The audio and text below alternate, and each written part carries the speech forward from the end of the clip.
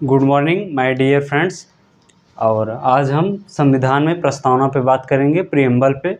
और प्रियम्बल पे और भारत के प्रियम्बल में लिखी गई बातों का भारत के संदर्भ में, भारत के समाज में उस शब्द का अर्थ क्या है।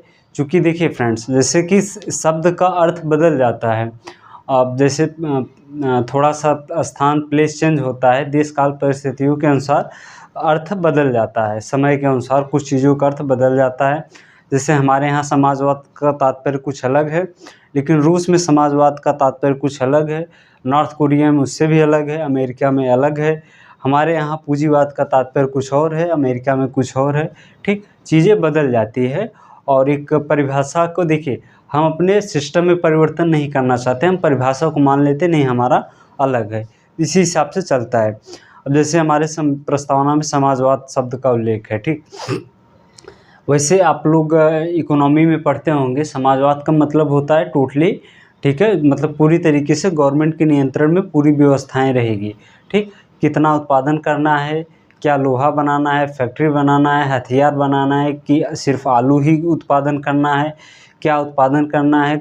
ठीक, कौन सी बैंकें कितने रेट पे क्या सब कुछ करे, सब कुछ टोटली गवर्नमेंट के अंतर्गत रहता है। अगर इस हिसाब से देखें तो हमारे यहाँ समाजवाद बिल्कुल नहीं है, क्योंकि कुछ चीज़ों में गवर्नमेंट हस्तक्षेप करती है, कुछ चीज़ों में प्राइवेट रहता है, और कुछ चीज़ों में निजी रहती है, कुछ चीज़ों में गवर्नमेंट रहता है, कुछ चीज़ों में दोनों चलती हैं। और हमारे यहाँ देखिए तो जैसे स्कूल भी प्राइवेट सरकारी, हॉस्पिटल भी प्राइवेट सरकारी, और अब तो स्पेस में भी और डिफेंस सेक्टर में भी एफडीआई की मंजूरी मिल गई है। कहने का मतलब हमारा एक विशिष्ट है, और विशिष्ट ऐसे है कि सुप्रीम कोर्ट का निर्णय है। सुप्रीम कोर्ट ने कहा है कि ज़रूरी नहीं है कि समाजवाद का जो परिभाषा है उसके अनुसार समाजवाद है या नहीं, ये महत्वपूर्ण नहीं है। महत्वपूर्ण ये है हमारा समाजवाद उनसे विशिष्ट है या भिन्न है, इस तरीके से हम देखते हैं। ठीक, तो प्रस्तावना को प्रियम्बल बोलते हैं। और एक विधिक स्वरूप है। ठीक, इसका विधिक स्वरूप देख लेते हैं। ठीक, प्रस्तावना में लिखी गई बातें कोई फंडामेंटल राइट नहीं है कि प्रस्तावना में लिखी गई बातें हमें उपलब्ध कराई ही जाएगी। प्रस्तावना से तात्पर्य है कि हमें एक उद्देश्य बताता है। जैसे पूरा संविधान ना पढ़ के किसी संविधान का, किसी देश के संविधान का अगर हम प्रस्तावना बस उद्देश्य पढ़ लेते हैं तो हमें एक आइडिया लग जाएगा मोटी मोटा कि मतलब संविधान बताता क्या है, या संविधान के अंदर क्या चीज़ें हैं, किस चीज़ों पे जोर दी गई है। लोकतंत्र है, ठीक है, कि मतलब पूंजीवाद है कि समाजवाद है, कि सब कुछ एक चीज़ें पता चल जाएगी कि साम्यवादी है। एक मतलब संविधान का उद्देश्य पढ़ के चीज़ें पता की जा सकती हैं। और उद्देश्य का इसीलिए उद्देश्य का प्रस्ताव भी कहा जाता है। हम विधिक स्वरूप पे बात करते हैं, तो विधिक स्वरूप में पहला इसका स्रोत जो है वो अमेरिका से लिया गया है। जैसे हमारे पास डिजिटल बोर्ड तो नहीं है, लेकिन वहाँ पे देखेंगे तो जैसे एनसीईआरटी, शायद क्लास 11th की एनसीईआरटी में प्रस्तावना में संयुक्त राज्य अमेरिका के प्रस्तावना का दिया गया है। क्लास 11th की, हाँ शायद क्लास 11th है, या देख लीजिएगा 11th की एनसीईआरटी में शायद है। तो उसमें लिखा गया हम संयुक्त राज्य के लोग। ठीक है, उसी तर्ज पर भारत का भी, हम भारत के लोग। ठीक, स्रोत अमेरिका का ही है, लेकिन अमेरिका का प्रस्तावना अब एनसीईआरटी में देखेंगे तो बहुत छोटा है। ठीक, भारत का काफ़ी विस्तृत चीज़ें हैं, क्योंकि हमारे यहाँ विविधता ज़्यादा है, डाइवर्सिटी ज़्यादा है, धर्म में भी है, जात में भी है, और यहाँ तक कि मतलब मौसम में भी है, पर्वतीय भी है, मैदानी भी है, पहाड़ी भी है, ठीक है, प्लेन एरिया भी है। हर तरीके का इन्वायरमेंट मिलता है हमारे यहाँ। और रंग में भी विविधता है, ठीक, गोरा काला जो भी है। और जाति में तो खैर वो तो मान लीजिए सुप्रीम ही है, जाति में भी विविधता बहुत ज़्यादा है। और इनकम में हर जगह मतलब विविधता भारत में इतने, मतलब अदर देश के लोग इस बात से आश्चर्यचकित रहते हैं कि इतना विविधता को लेके कैसे कोई देश रह सकता है, वो भी इतने शांतिपूर्ण तरीके से। ठीक, स्रोत क्या है, अमेरिका है। भाषा क्या है, भाषा इसका ऑस्ट्रेलिया है। ठीक, भाषा इसका ऑस्ट्रेलिया है। ठीक है फ्रेंड्स। और जो सामाजिक, राजनीतिक, आर्थिक न्याय की बात की गई है, हमारे यहाँ 3 तरीके की न्याय की बात की गई है। ठीक, कई बार एग्जामों में इससे डायरेक्ट भी प्रश्न बनते हैं, सामाजिक, आर्थिक और राजनैतिक।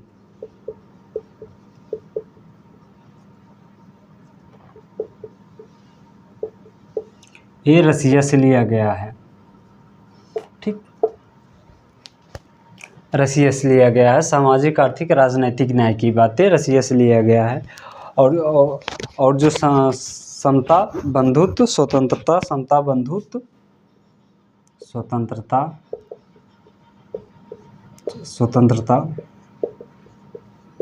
समता, समता और समानता भी हम स्पष्ट करते हैं। बंधुत्व भाईचारा, ठीक, ये फ्रांस से लिया गया है।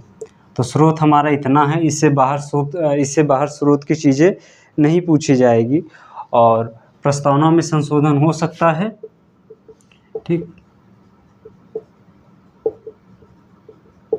क्या प्रस्तावना में संशोधन हो सकता है? तो जी हाँ, बिल्कुल हो सकता है। हाँ, और अभी तो मतलब अलग अलग से पढ़ने की ज़रूरत नहीं है कि किस में संशोधन हो सकता है, किस में नहीं हो सकता है।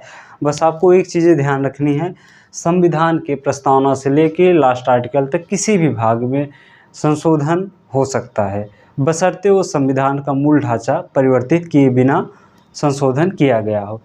संविधान का मूल ढांचा क्या है ये आपको भी नहीं पता है, हमें भी नहीं पता है।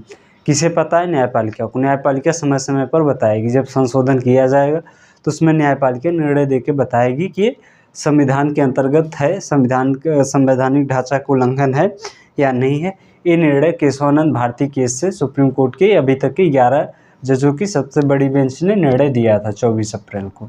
ठीक, तो आगे बढ़ते हैं। तो प्रस्तावना में संशोधन हो सकता है? तो बिल्कुल हो सकता है। प्रस्तावना में क्या अभी तक संशोधन हुआ है? तो हाँ, हुआ है। 42वां संविधान संशोधन। इस समय इंदिरा गांधी प्राइम मिनिस्टर थी। सीए का मतलब कॉन्स्टिट्यूशन अमेंडमेंट, और इसमें 3 बातें जोड़ी गई थी। ठीक है, समाजवाद, पंथनिरपेक्ष, अखंडता। देखिए, जैसे समाजवाद जोड़ा भले गया है, लेकिन इसका मतलब ये नहीं था कि हमारे यहाँ समाजवाद नहीं था। ठीक, बस जोड़ा गया था, चूँकि जो और लिखी संविधान में वर्णित बातें ये स्पष्ट करती है कि नहीं, हमारे यहाँ समाजवाद था, बस जोड़ा मतलब 42वें संविधान संशोधन द्वारा। और अखंडता, एकता, अखंडता, इंटीग्रिटी, इसको इंटीग्रिटी बोलते हैं, और इसको सेकुलरिज्म और ये सोशलिज्म। ठीक है फ्रेंड्स, प्रस्तावना में संशोधन अभी तक केवल एक बार हुआ है, लेकिन हो सकता है। अब हम प्रस्तावना या संविधान की प्रकृति देख लेते हैं कि किस तरीके से प्रस्तावना हमें बताता है कि संविधान की प्रकृति क्या है। ठीक, और पहली चीज़ तो देख लेते हैं हमारा संविधान की प्रकृति, जो कि हमें प्रस्तावना के माध्यम से पता चलता है। ठीक, जैसे संपूर्ण प्रभुत्व संपन्न, संपूर्ण प्रभुत्व संपन्न, पहला ही शब्द आता है हम भारत के लोग। ठीक है, संपूर्ण प्रभुत्व संपन्न। ठीक है, जब भी आप पढ़ेंगे तो आएगा हम भारत के लोग, भारत को एक संपूर्ण प्रभुत्व संपन्न, समाजवादी, पंथनिरपेक्ष, लोकतंत्रात्मक गणराज्य बनाने के लिए तथा, ठीक, इस तरीके से है हम भारत के लोग। तो संपूर्ण प्रभुत्व संपन्न का मतलब होता है कैसा देश जिसके आंतरिक एवं बाह्य निर्णय लेने के लिए वो पूर्ण रूप से स्वतंत्र हो। ठीक, मतलब उसके आंतरिक और बाह्य निर्णय में किसी और देश का हस्तक्षेप ना हो। भारत को रसिया से संबंध रसिया छोड़ देते, इजराइल लेते हैं। भारत को इजराइल से संबंध रखना है या नहीं रखना है, फिलिस्तीन से रखना है या नहीं रखना है, ये भारत का अपना निर्णय है। इसलिए भारत एक स्वतंत्र संप्रभु राष्ट्र है। ठीक है फ्रेंड्स, संपूर्ण प्रभुत्व संपन्न का मतलब इतना ही है कि आंतरिक एवं बाह्य निर्णय लेने के लिए वो देश पूरी तरीके से किसी अन्य देश पर निर्भर ना हो।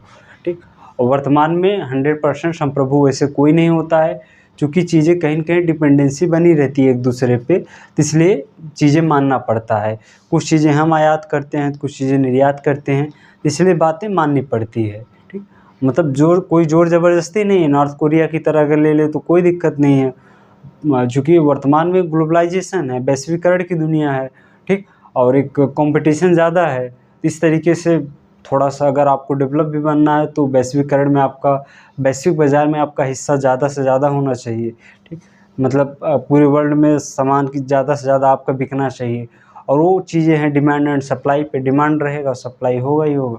और डिमांड तब रहेगा जब भारत के नागरिकों द्वारा बनाए गए प्रोडक्ट की क्वालिटी इतनी हो कि लोग उसको खरीदें और पैसा भी कम हो।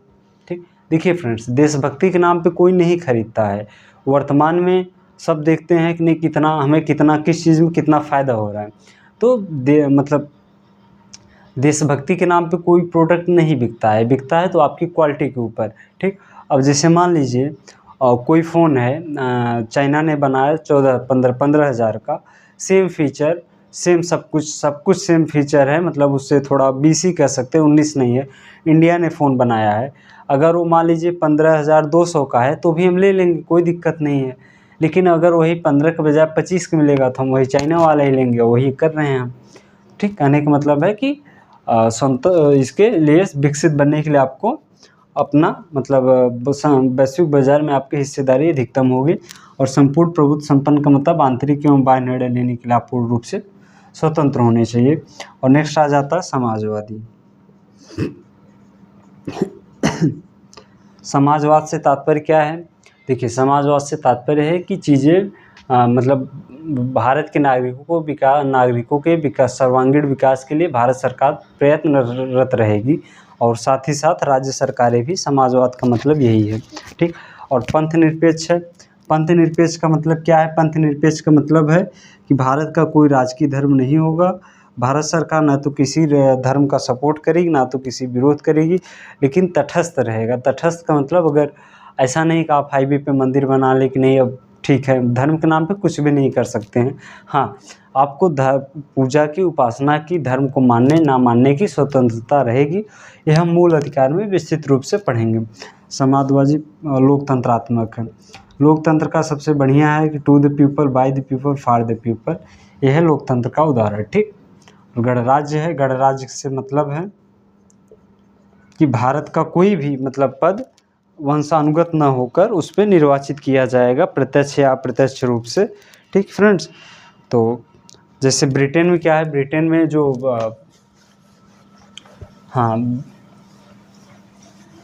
एक सेकंड। ब्रिटेन का जो मतलब संसद, वहाँ पे संसद सर्वोच्च है, लेकिन वहाँ पे जो राष्ट्रपति की तरह जो कार्य होता है वो राजा या रानी का होता है, और राजा रानी का वहाँ पे निर्वाचन नहीं होता है। ठीक, और वहाँ पे इसलिए वंशानुगत होता है। वंशानुगत से मतलब है राजा का बेटा राजा। जैसे हमारे मुगल काल में था, अकबर का बेटा राजा बनेगा, फिर उनका बेटा, फिर उनका बेटा, और लास्ट में ठीक है यही मतलब अंत तक यही चलता है। ठीक है, बक्सर के युद्ध तक, उसके बाद समाप्त होता है चीज़ें। ठीक है, बहादुर शाह जफर के बाद से। और प्रस्तावना हम देखते हैं। प्रस्तावना में संविधान का उद्देश्य हम बात करते हैं, क्योंकि प्रस्तावना ही है जो हमें संविधान का उद्देश्य बताता है। ठीक, प्रस्तावना का कोई उद्देश्य नहीं, प्रस्तावना या उद्देश्य ही हमें संविधान का उद्देश्य बताता है। तो पहला उद्देश्य क्या रहता है? हमारा न्याय है। न्याय 3 तरीके की है। न्याय 3 तरीके की है। पहला है सामाजिक, दूसरा है राजनैतिक, तीसरा है आर्थिक। सामाजिक न्याय से तात्पर्य है, ठीक है, कि सभी को मतलब गवर्नमेंट जॉब वगैरह इत्यादि में, ठीक है, किसी आधार पर भेदभाव नहीं किया जाएगा। ठीक, और जो कुआं है मतलब जो सार्वजनिक प्लेस है उस पर किसी धर्म, विशेष जाति, लिंग, जन्म स्थान इत्यादि के आधार पर भेदभाव नहीं किया जाएगा। मूल अधिकार में इस चीज़ को हम विस्तृत रूप से पढ़ेंगे, सामाजिक न्याय क्या है। और समाज में कोई भी योजनाएं केंद्र सरकार लाएगी तो सभी को, जो उसके लाभार्थी रहेंगे, उसको बिना किसी भेदभाव के उन तक पहुंचाने का प्रयास किया जाएगा भारत सरकार के द्वारा या भारत के सिस्टम के द्वारा। राजनीतिक न्याय से मतलब है, ठीक है, कि सत्ता पक्ष होगा, विपक्ष होगा, सभी को बराबर हक मिलेगा, सभी को बोलने का हक रहेगा। ठीक है, पार्लियामेंट है, पार्लियामेंट में विपक्ष को भी मौका मिलेगा बोलने का। कोई भी व्यक्ति चुनाव लड़ सकता है। अगर आप एलिजिबल हैं 25+ लोकसभा में, 30+ राज्यसभा में, तो आप निश्चित रूप से चुनाव में भाग ले सकते हैं, चुनाव लड़ सकते हैं, चुनाव जीत सकते हैं, संसद में बोल सकते हैं, बिल पेश कर सकते हैं, मतलब इत्यादि चीज़ें राजनीतिक आधार रहेगी। ठीक, और चुनाव लड़ सकते हैं। और देखते होंगे आपकी मतलब एक कॉन्स्टिट्यूशन में, मतलब एक कॉन्स्टिट्यूंसी में लगभग 10 से 15 लोग तक इतना लोग चुनाव में भाग लेते हैं, चुनाव लड़ते हैं। ठीक, आर्थिक न्याय से मतलब है कि व्यापार की स्वतंत्रता रहेगी। आप कोई भी व्यापार चुन सकते हैं, लेकिन तर्कसंगत युक्ति युक्त प्रतिबंधन रहेगा। अगर जैसे आप मेडिकल खोलना चाहते हैं, हॉस्पिटल खोलना चाहते हो, आपके लिए डॉक्टर की डिग्री कंपलसरी है। जो भारत सरकार द्वारा प्रतिबंधित चीज़ें रहेगी उसको आप नहीं खोल सकते हैं। जैसे भारत सरकार ने बैन किया, मान लीजिए आप दारू वगैरह बेचना चाहते हैं, उसके लिए लाइसेंस लेना पड़ेगा। और जो चीज़ें अगर राज्य सरकार या भारत सरकार ने बंद कर दिया तो आप नहीं बेच सकते हैं। ठीक, व्यापार की जो मतलब युक्ति युक्त प्रतिबंधन रहेगा। सामाजिक न्याय, राजनैतिक न्याय, आर्थिक न्याय। ठीक है, स्वतंत्रता पे हम बात करते हैं। स्वतंत्रता 5 तरह की दी गई है हमारे संविधान में। मूल अधिकार में हम इस चीज़ पे विस्तृत रूप से बात करेंगे। पहला है विचार। हाँ, यहाँ पे ध्यान रखेंगे 3 तरह की न्याय है, 5 तरह की स्वतंत्रता है। ठीक, और ये सब चीज़ें ध्यान रखेंगे। पहला स्वतंत्रता में है विचार। ठीक, हम कोई भी चीज़ विचार करने के लिए स्वतंत्र हैं। ठीक, इस मन में हमारे कोई विचार आया, ठीक है, हम टीचिंग करना है, कुछ भी हमारे मन में विचार आया, ठीक, फिर उसको अभिव्यक्ति करने के लिए भी स्वतंत्रता है। अभिव्यक्ति का मतलब उस बात को प्रेस करने की, आप उस बात को अपने सोशल मीडिया के माध्यम से या प्रेस के माध्यम से या रैली के माध्यम से या सभा के माध्यम से, किसी भी माध्यम से आप अपनी बात को पहुंचाने के लिए आपको आज़ादी रहेगी, इसलिए आपको नहीं रोका जाएगा। तो स्वतंत्रता में विचार हो गया, अभिव्यक्ति हो गया। ठीक है, और इसके बाद विश्वास है। ठीक, विश्वास से तात्पर्य आप किस राजनीतिक शक्ति में विश्वास करते हैं, किस धर्म में विश्वास करते हैं। ठीक है, ये आपका अपना मत रहेगा। ठीक है, धर्म रहेगा, आप जिस भी धर्म को मान सकते हैं, नहीं मान सकते हैं। उपासना से मतलब है जिस धर्म को आप मानते हैं उस धर्म का जो पूजा या पूजा वगैरह का, मुस्लिम धर्म में जो मतलब कुरान वगैरह जो भी होता है, पाठ वगैरह, उस तरीके से आप कर सकते हैं, उसके लिए आपको स्वतंत्रता रहेगी। ठीक, जैसे हिंदू धर्म से आप हैं तो आप मंदिर में जा सकते हैं, मुस्लिम धर्म से हैं तो आप मस्जिद वगैरह में जा सकते हैं नमाज़ पढ़ने। ठीक, और हिंदू धर्म में पूजा पाठ करने इत्यादि चीज़ों पे आपकी उपासना मतलब धर्म को मानने के तरीके या धर्म को व्यक्त करने के तरीके हैं। ठीक है, ये हो गया स्वतंत्रता। नेक्स्ट आ जाता है समता। समता का मतलब होता है प्रतिष्ठा या अवसर। देखिए, 2 शब्द आता है हमारे संविधान में, समता और समानता। जैसे सपोज करते हैं एक पिता है, उसके 3 पुत्र हैं और पिता के पास मान लीजिए 30 लाख की प्रॉपर्टी है। ठीक, और जो पिता है उसके 3 पुत्र हैं, तीनों वयस्क हैं, मतलब ठीक ठाक, और पिता अपनी संपत्ति जो है वो बांटना चाहते हैं तीनों पुत्रों में। मान लीजिए एक पुत्र हैं, शुरू से समझते हैं। एक पिता हैं जिनकी 30 लाख की संपत्ति है। ठीक, अब वो अपनी संपत्ति को अपने बेटों में वितरित करना चाहते हैं, बांटना चाहते हैं। ठीक है फ्रेंड्स, और जो पहला बेटा है उनका, वो ठीक ठाक कंपनी में काम करता है, उसके पास बहुत सारा पैसा है, मतलब ठीक ठाक है, उसको कोई ज़रूरत ही नहीं है। और सेकंड बेटा जो है मतलब वो अपनी आजीविका चला रहा है, मतलब है पैसा, ठीक ठाक काम चल जा रहा है, लेकिन पैसा बहुत ज़्यादा नहीं है। और जो उसका तीसरा बेटा है उसके पास कोई आय का स्रोत नहीं है, कुछ भी नहीं है। ठीक, तो समानता के हिसाब से अगर बंटवारा करेंगे तो क्या आएगा, 10-10 लाख रुपए तीनों में वितरित कर दिया जाए, ये है समानता।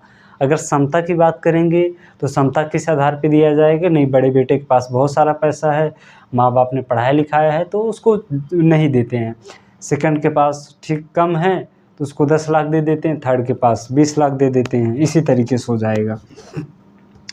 जो हमारे आरक्षण व्यवस्था वो समता के आधार पर ही लाई जाती है। समानता तो कहता है कि सभी को एग्ज़ाम देने दीजिए और सभी जितने जो ज़्यादा नंबर लाएगा, जो कॉम्पिटिट करेगा, उसी को जॉब दी जाएगी। बट समता क्या कहता है, नहीं, SC ST OBC जो थोड़ा सा इकोनॉमिकली बैकवर्ड हैं, सोशली बैकवर्ड हैं, उनको थोड़ा सा नंबर, उनका कम नंबर पे उनको सिलेक्शन दे दिया जा सकता है, ताकि वो भी सिस्टम में आ सकें और समावेशी विकास हो सकें।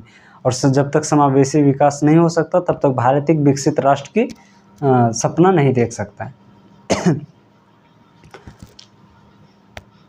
ठीक है फ्रेंड्स, बंधुत्व, समता, बंधुत्व, एकता, अखंडता, भाईचारा, देश की एकता अखंडता को बनाए रखना। ऐसा कोई भाषण नहीं देना जो देश के विरुद्ध हो, और भारत के शत्रु देश से मित्रता नहीं करना। ठीक है, भारत का ऐसा कोई जानकारी शत्रु देश को नहीं बताना, ठीक, जिससे सुरक्षा व्यवस्था को चुनौती हो सके।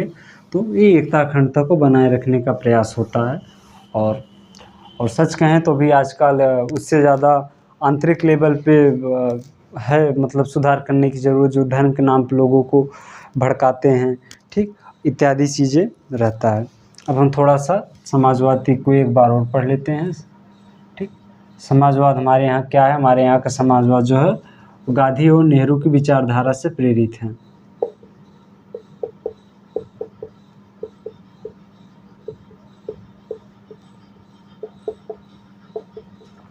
तो हमारा रसिया से भले लिया गया, लेकिन रसिया से हमारा समाजवाद पूरी तरीके से भिन्न है, ठीक है। या प्रभावी समाजवाद इसको कह सकते हैं एक तरीके से, लोकतांत्रिक समाजवाद, डेमोक्रेटिक सोशलिज्म, लोकतांत्रिक समाजवाद। हमारा समाजवाद कैसा है? लोकतांत्रिक समाजवाद है, और ये सुप्रीम कोर्ट द्वारा दिया गया निर्णय में है, या सुप्रीम कोर्ट द्वारा दिया गया परिभाषा के अंतर्गत आता है, ठीक है। लोकतंत्रात्मक का मतलब देख लेते हैं।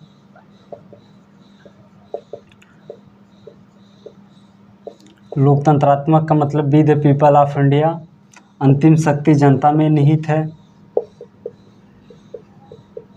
ठीक। वर्तमान में जैसे देख सकते हैं मतलब केंद्रीय सरकार को, ठीक, निश्चित रूप से पूर्ण बहुमत नहीं है, तो चीज़ें कॉम्प्रोमाइज़ करके चलना पड़ेगा।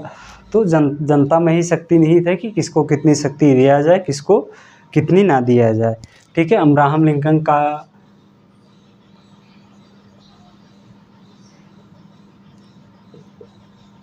ठीक, लिंकन का है टू द पीपल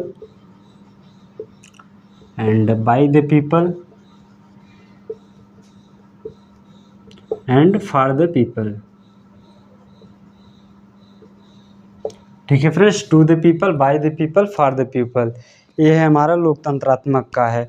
और पंथ निरपेक्ष देख लेते हैं। पंथ निरपेक्ष को सेकुलरिज्म कहते हैं। इसका मतलब होता है राज्य का कोई राजकीय धर्म नहीं होगा, जैसे पाकिस्तान में मुस्लिम धर्म है। राज्य का कोई राजकीय धर्म नहीं होगा।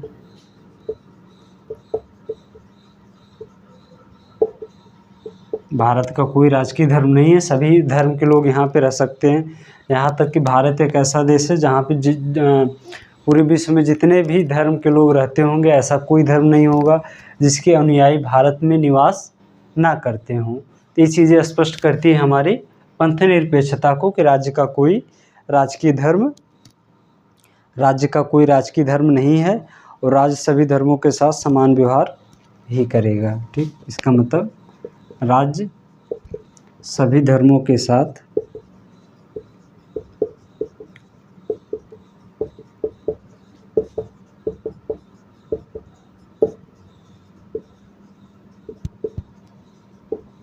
किसी धर्म को न बढ़ाएगा न घटाएगा, ठीक। अमरनाथ के लिए भी टैक्स दिया जाएगा, तो जो सऊदी अरब में कौन सी यात्रा होती है उसके लिए भी दिया जाएगा, ठीक। पंथ निरपेक्षता हो गया, हमारा गणराज्य हो गया। गणराज्य को भी देख लेते हैं, ठीक। राष्ट्राध्यक्ष,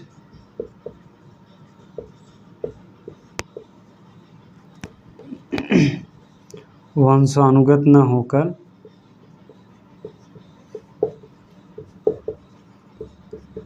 निर्वाचित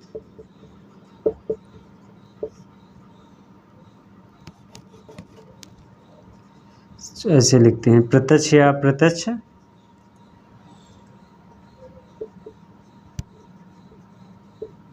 निर्वाचित होगा। राष्ट्रपति हमारे यहाँ निर्वाचित होता है, प्रधानमंत्री की नियुक्ति होती है। तो राष्ट्राध्यक्ष जो रहेगा वो वंशानुगत न होकर प्रत्यक्ष या अप्रत्यक्ष रूप से निर्वाचित होगा, और नागरिक सभी पदों पर अपने आसीन हो सकते हैं। इसका मतलब तो यही हुआ कि हम राष्ट्रपति भी बन सकते हैं, राज्यपाल भी बन सकते हैं। तो नागरिक अपनी योग्यता के अनुसार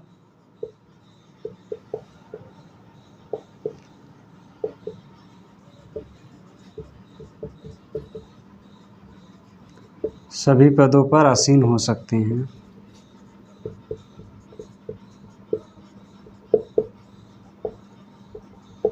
बाकी डिटेल में पढ़ेंगे तो समाजवाद, पंथ निरपेक्ष, गणराज्य, ये चीज़ें पढ़ाने में खुद ही काफ़ी समय लग जाता है।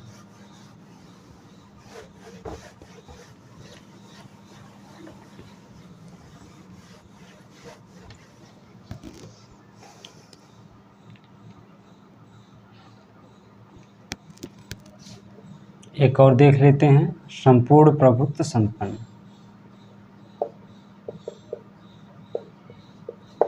ऐसा देश जो अपने आंतरिक और बाह्य निर्णय लेने के लिए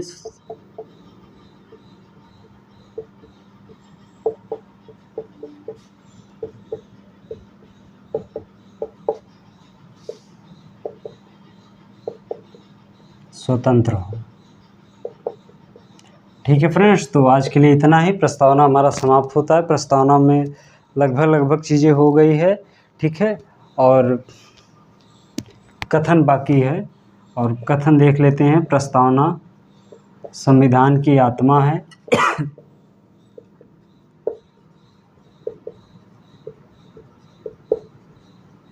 ठाकुर भार्गवदास का स्टेटमेंट है।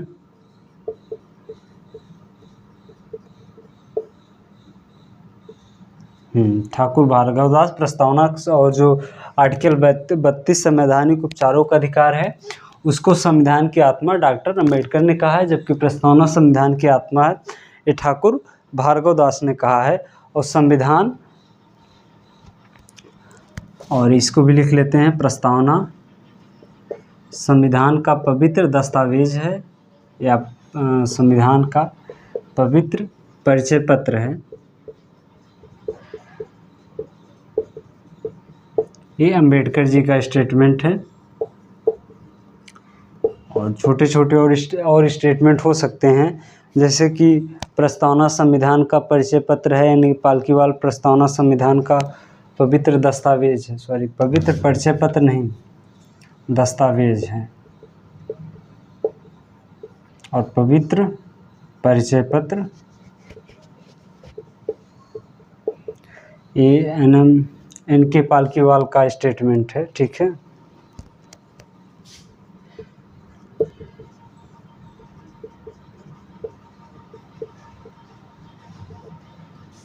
प्रस्तावना संविधान का पवित्र दस्तावेज अंबेडकर ने कहा है। प्रस्तावना संविधान का परिचय पत्र NK पालकीवाल ने कहा है। प्रस्तावना संविधान की जन्म कुंडली है, ये भी देख लेते हैं। प्रस्तावना 4 स्टेटमेंट याद रखिए कि इतना पर्याप्त है, हो सकता है मिलान के लिए दे दें। 21 मुंशी का है, तो इसके ऊपर से प्रस्तावना से क्वेश्चन नहीं बनेगा फ्रेंड्स। और एक चीज़ और ध्यान रखिएगा, प्रस्तावना में संशोधन हो सकता है, इसका उत्तर रखिएगा हाँ हो सकता है। प्रस्तावना में संशोधन